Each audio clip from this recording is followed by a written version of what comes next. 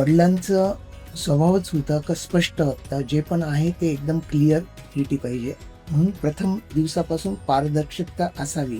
त्याच्यासाठी तेव्हापासून कॅरेटोमीटर सगळ्या गोष्टी एकदम जितकं पारदर्शी करता येईल तितकं पारदर्शी आणि एकदम इमानदारीने काम करावं, त्या पद्धतीने काम करत आलो आणि ग्राहकांचा तसा ट्रस्ट बसत गेला. गावापासून 2 किलोमीटर गावाच्या बाहेर पिंपळगावसारख्या छोट्या गावामध्ये 2 किलोमीटर बाहेर दुकान होतं आणि ज्या ग्राहकांनी विश्वास ठेवला, सचोटी बनत गेली, गुडविल बनत गेलं आणि त्याच्यानंतर आम्ही गुडविलला कस्टमरच्या उतरलो आणि तसा प्रवास वाढत गेला. आणि आता आम्ही सगळे 3 ठिकाणी आहोत ऑलरेडी आणि 4थ्या ठिकाणी मार्चमध्ये सटाणाला आम्ही 4थी ब्रँच टाकायचा विचार करतो.